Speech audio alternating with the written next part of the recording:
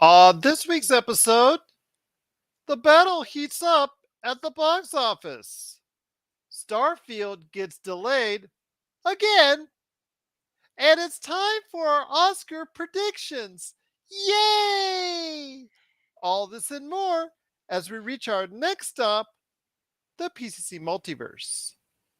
And we're back with another episode of the PCC Multiverse. This is Gerald Glassford from Pop Culture Cosmos, Game Source, Inside Sports Fantasy Football, and the Lakers Fast Break. We truly appreciate everyone out there listening to all of our great shows. And if you can, please give us that 5-star review wherever you get your podcasts.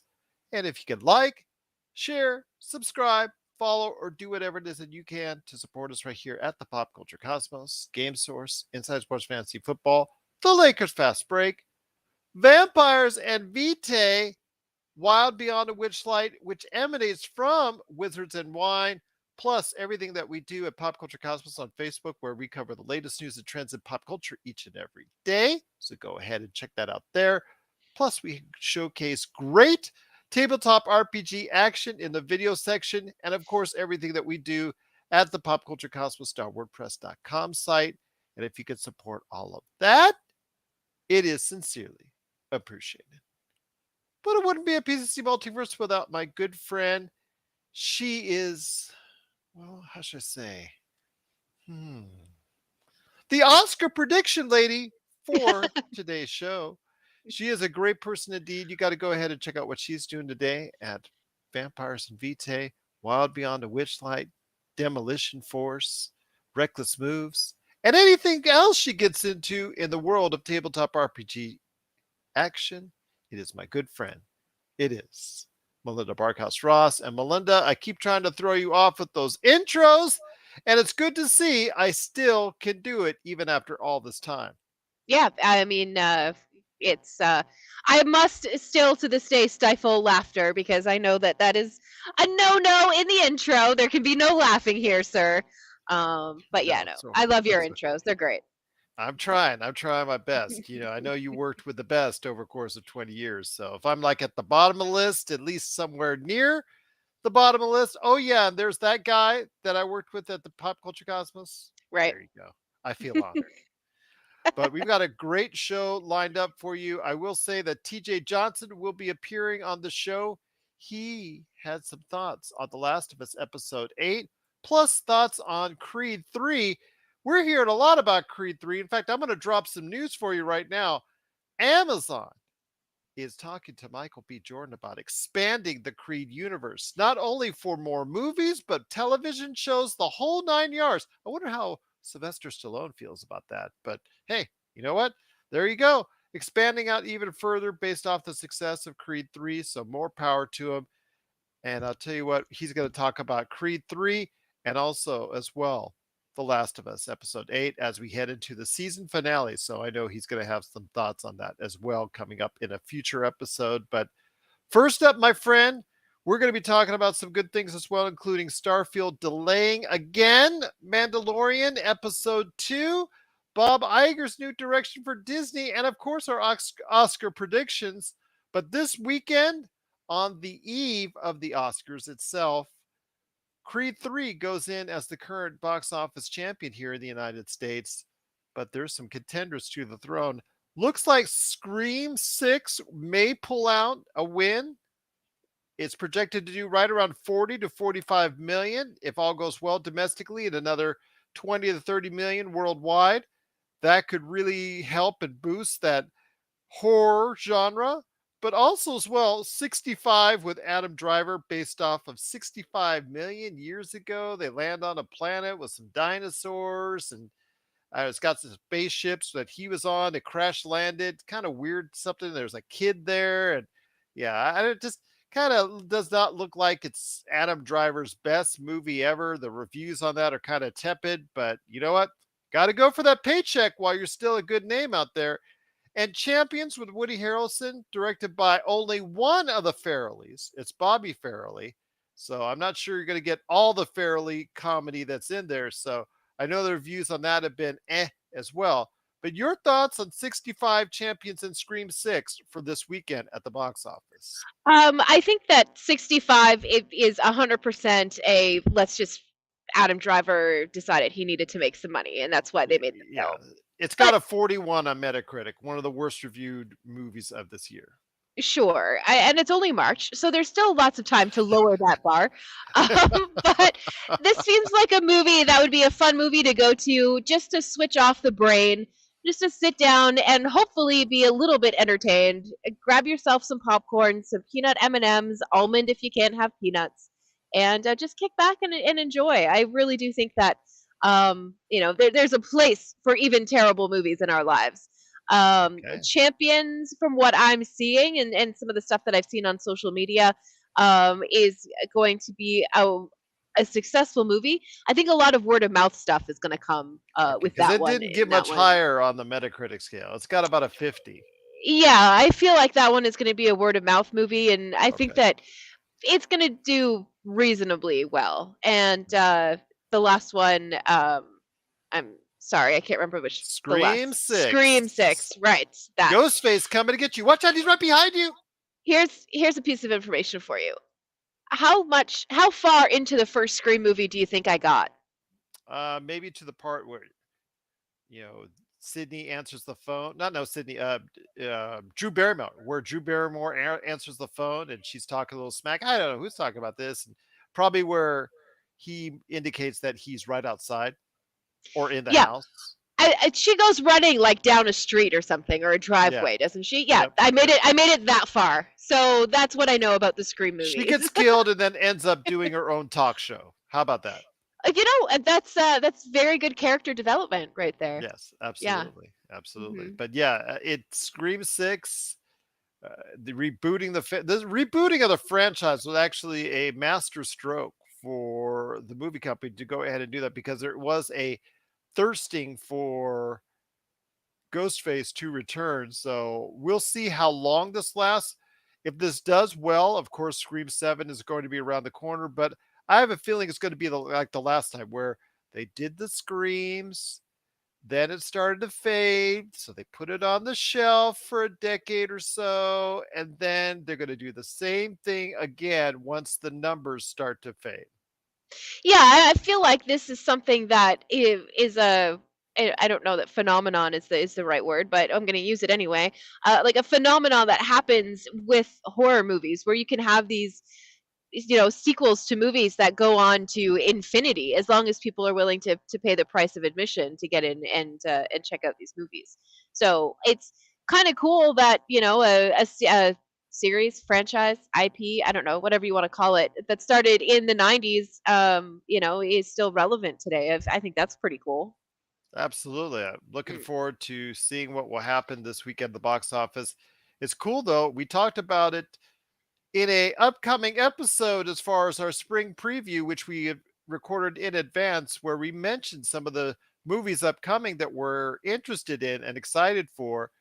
And I noticed this weekend slate was not one of them. So No. I will say that Scream 6 Champions, which again is Woody Harrelson's coaching a youth basketball team and supposedly a comedy slash drama that, again, mediocre reviews, but Melinda saying good word of mouth may hopefully come from it. So we'll see what happens there in 65, where Adam Driver crashes on a planet with a spaceship, and he's 65 million years ago with the Hmm. dinosaurs that are trying to eat him, kind of like a Jurassic Park without the park. So, yep. Yeah, this feels like it's along the lines of like the giant monsters fighting each other, like King Kong and Hmm. the other one, Godzilla, fighting each other. It feels like that kind of a movie. So, it's a popcorn flick.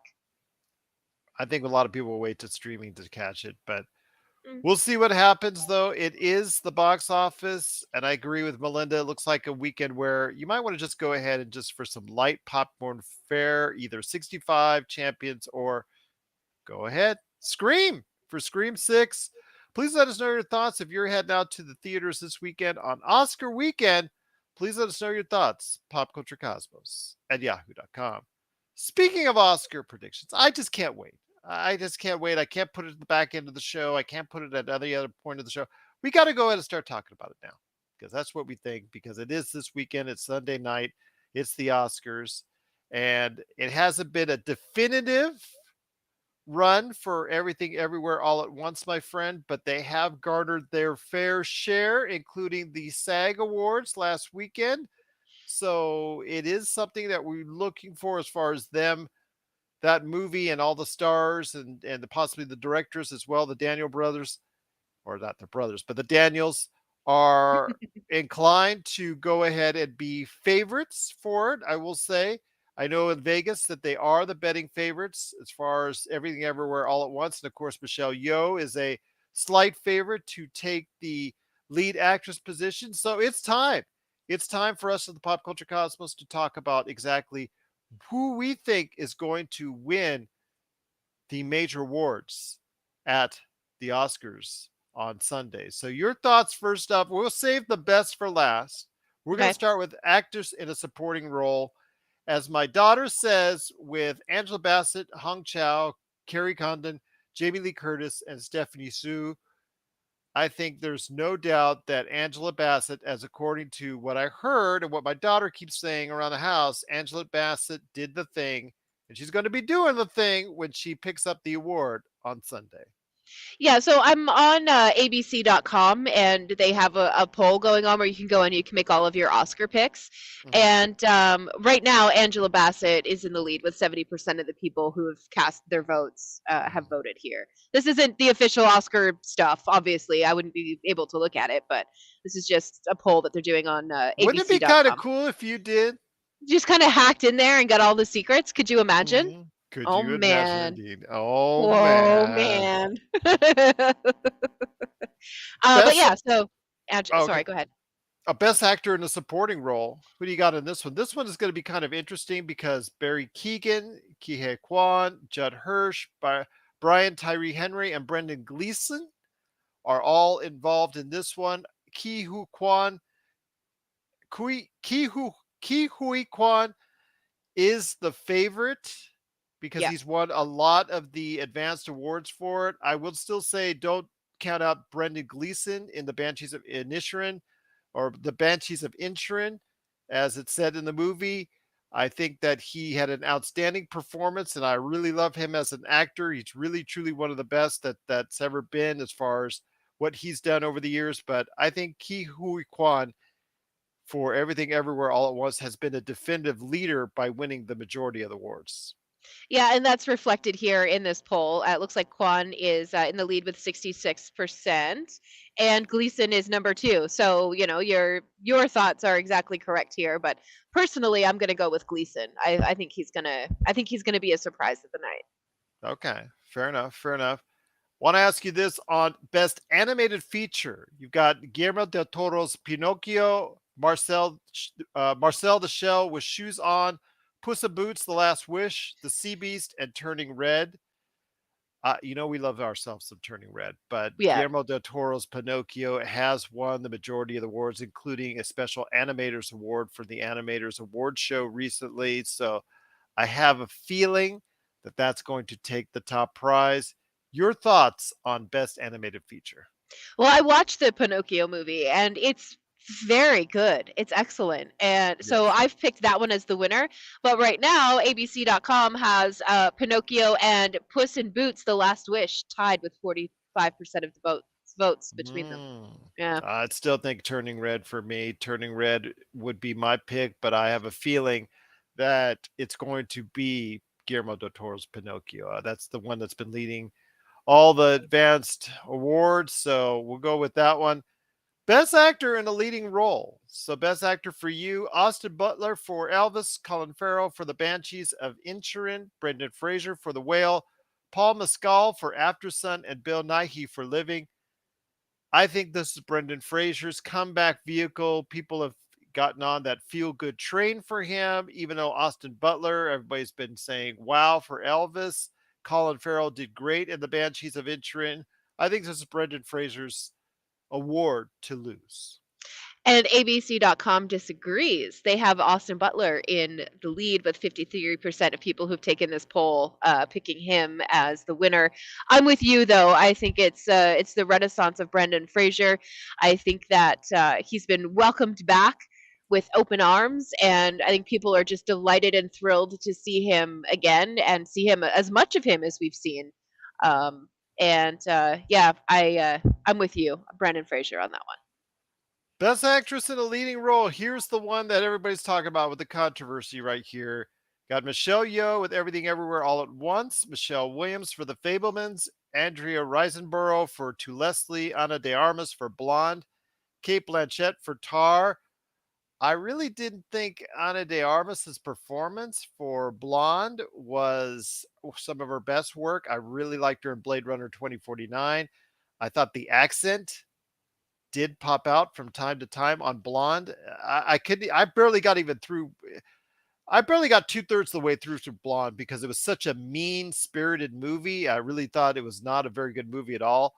As I mentioned on our best and worst stuff shows, I do think though that when it comes down to it, you've got Michelle versus Kate, and I think because the late push and the late momentum for Michelle Yeoh, despite the controversy that was created off of her Instagram and the post she made in regards to comments that were made as far as Kate Blanchett and her, I think that Michelle Yeoh is going to take it for Everything Everywhere All at Once.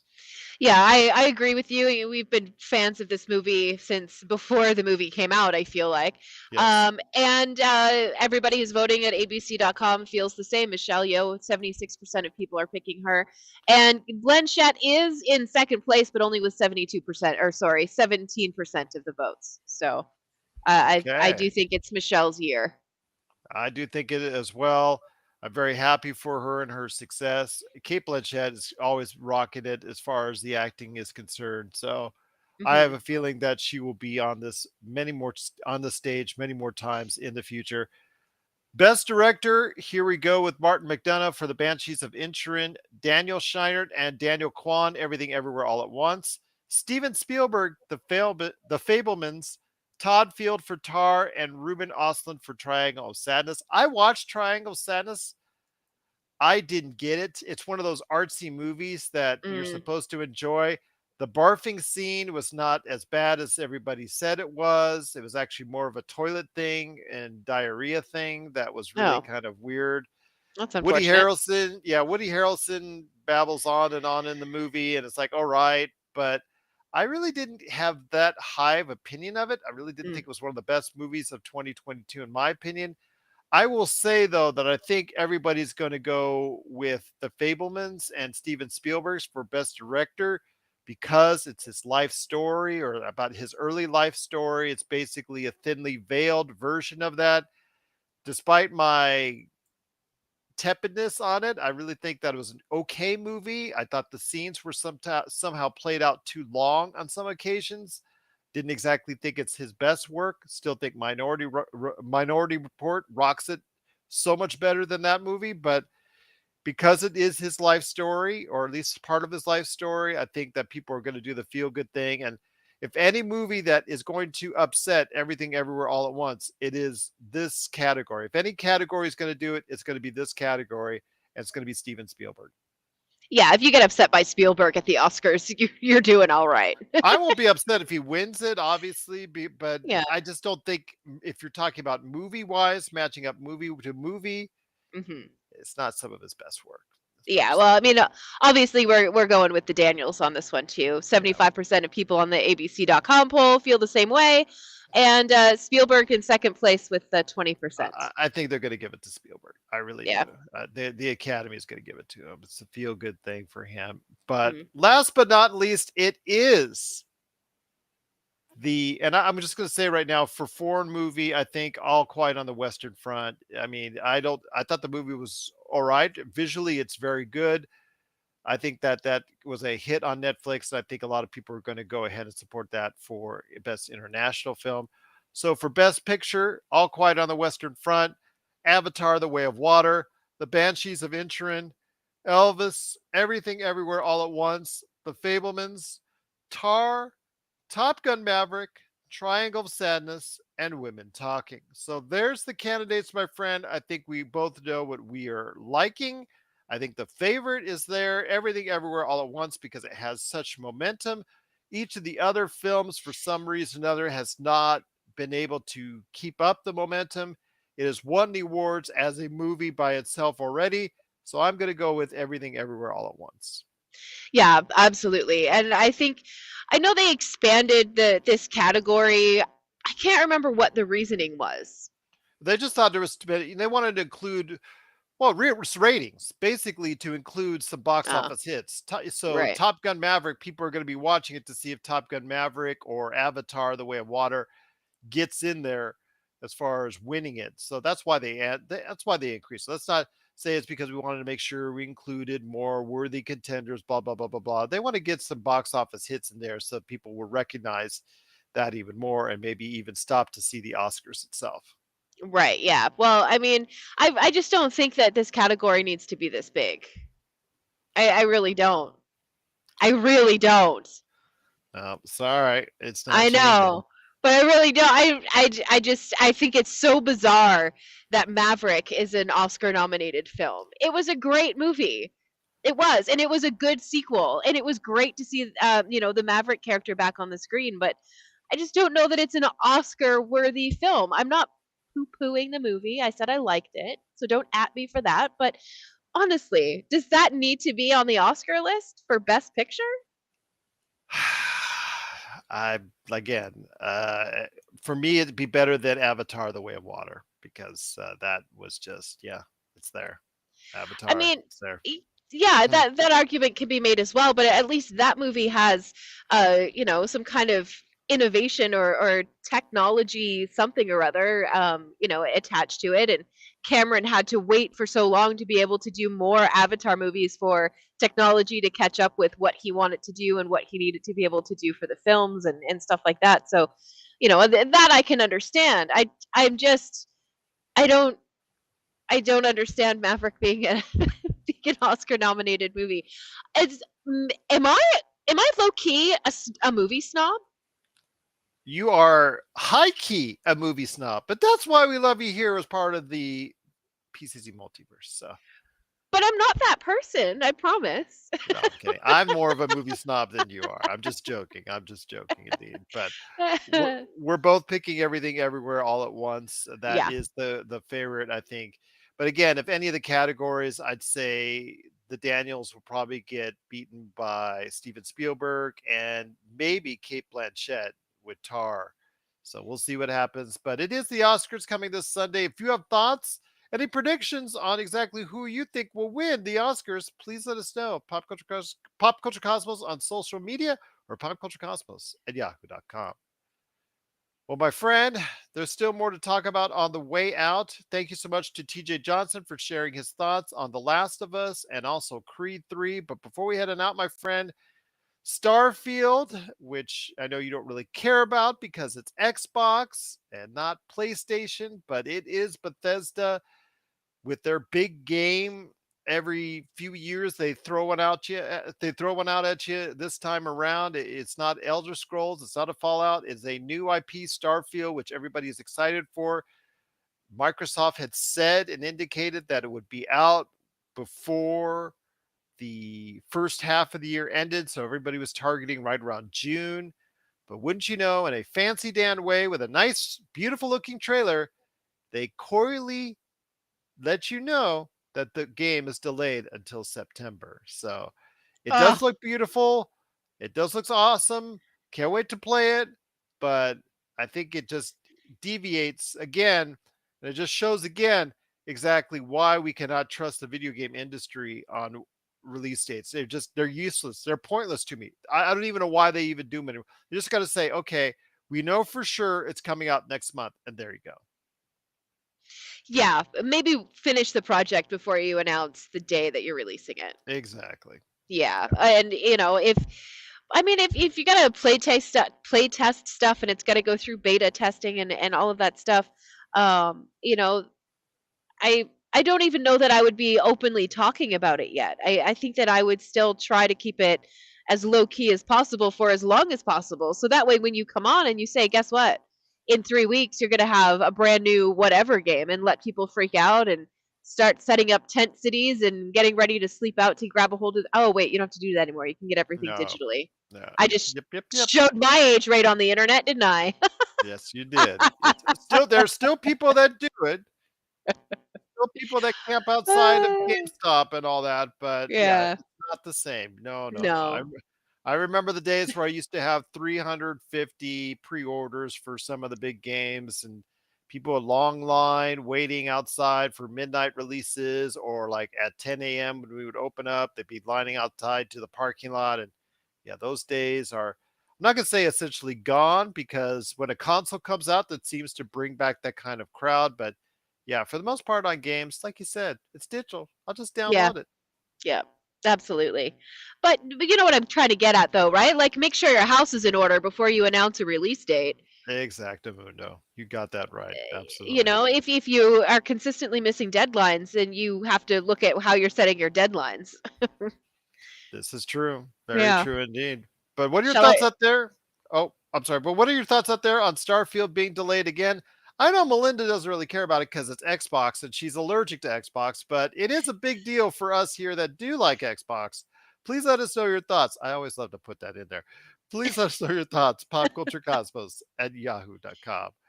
But my friend, before we head on out, it's Disney. Did you get a chance to check out The Mandalorian episode 2, The Mines of Mandalore? I have not because I've been waiting for an opportunity to have Robbie at home and myself at home at the same time so we can watch it together. That's our show that we cannot watch without the other. Okay. And that's the only real show that we have that's like that outside of, anime, really. But yeah, so I haven't watched it yet. It is on the slate for tonight. I've got to go pick him up as soon as we're done here. So, Okay. So I will tell you that this is not a stretch or really truly any spoilers or detail, anyways. mhm.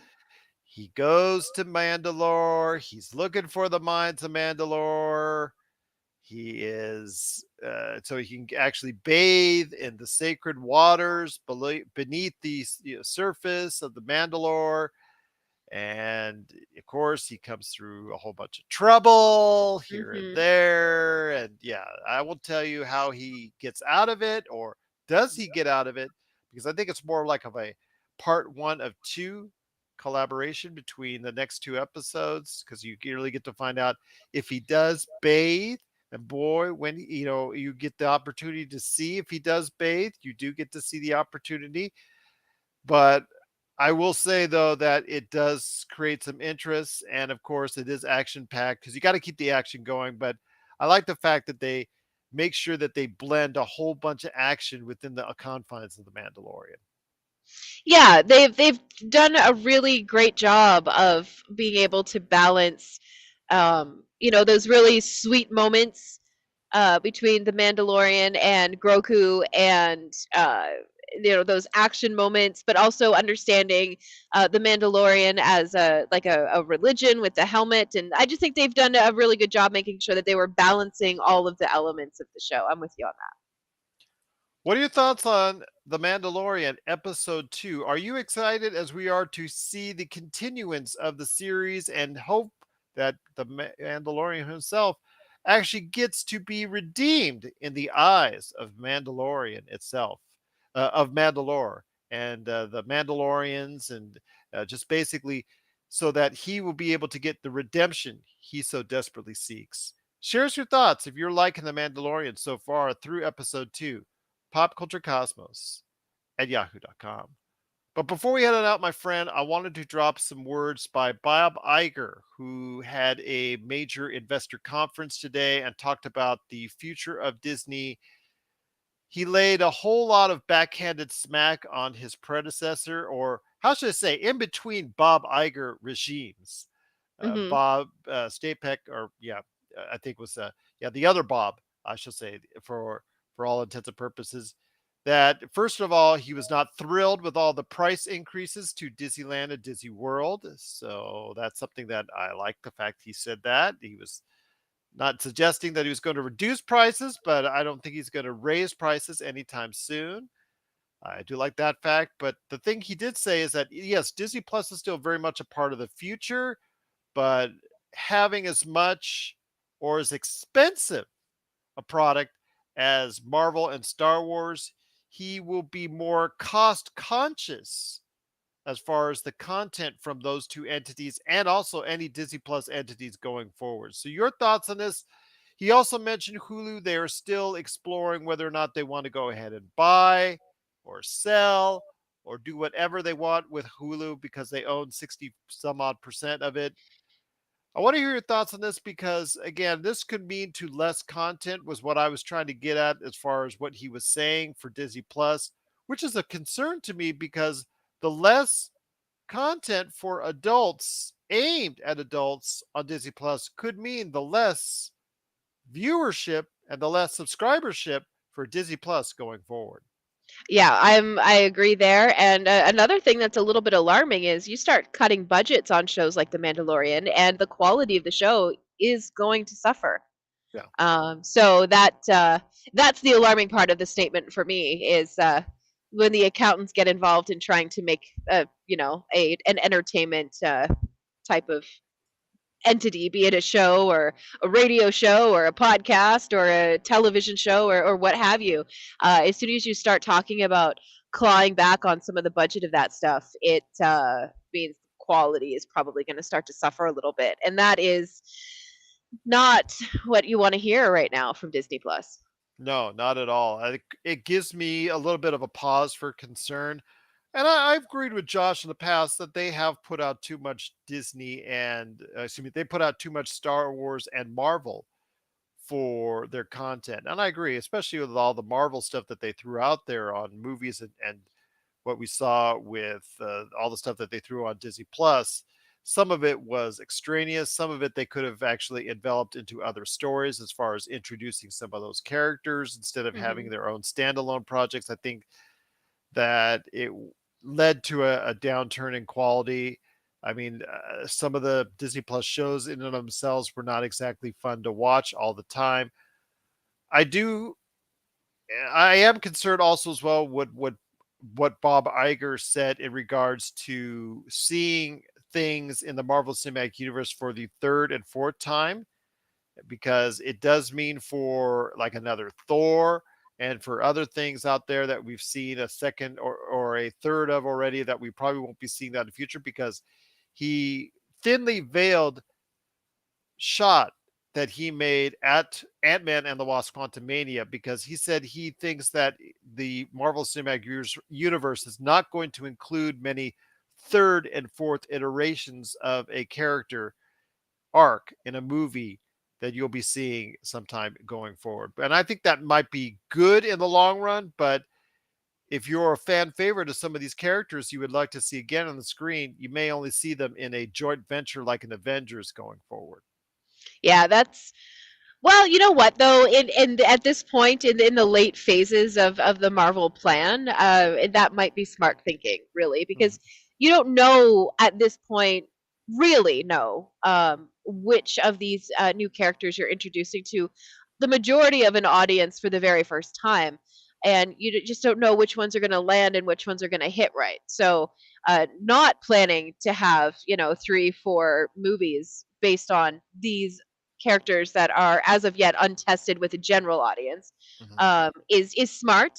I think that's good planning. However, I don't think it should be taken off of the table that if one of these characters do pop and really resonate with audiences, so you give them a part two and they're still hungry for more, you should be able to just go ahead and make a third or a fourth movie with a character that earns the ability to do that. I don't think it should be implied.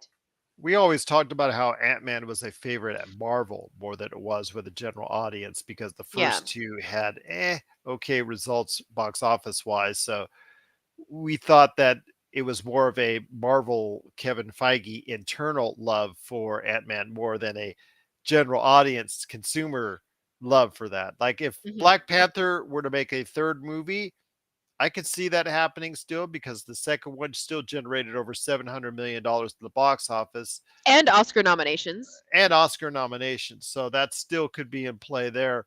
There are other, like you said, sequels, threequels, even fourth time around or fifth time around. Maybe for Thor, I don't know. Thor maybe played out not only because the actor himself doesn't want to do it anymore, but because also, well, Thor: Love and Thunder had such diminishing returns of its own. So maybe Bob Iger's right. He would love to see fresher stories in the universe with the X-Men, Fantastic Four, Blade, all the things that we're going to see upcoming in those series, and less of the mainstays until you get to an Avengers. Hopefully you can bring most, if not all, back. Were those other entities, like the ones coming over from Netflix, like Daredevil Born Again, I wonder, are we still going to see, with this cost cutting measures possibly being in place for Disney Plus from Bob Iger, could we still be seeing 18 plus episodes for Daredevil Born Again? And it was just announced that The Punisher, John Barenthal's The Punisher, will be a part of that series. So it's interesting to see how much of it, or if at any at all, will be cut under Bob Iger's vision for Disney. You just give me Luke Cage. Give me a movie. Give me a Luke Cage movie. I loved that show. That show was so well done at Netflix. And if you didn't watch it, please give it some time because it's so good and it's wonderful and it's well acted and the music and the story is oh, the twist. The twist in the show is so good. You scream when you get the twist. At least I did. So I would love to see more Luke Cage, and I would love to see multiple Luke Cage movies. That's a character that I really enjoyed when the show came out. So Well, you might want to let Bob Iger know that. I I have a draft. I'm going to send it over to you of the strongly worded email.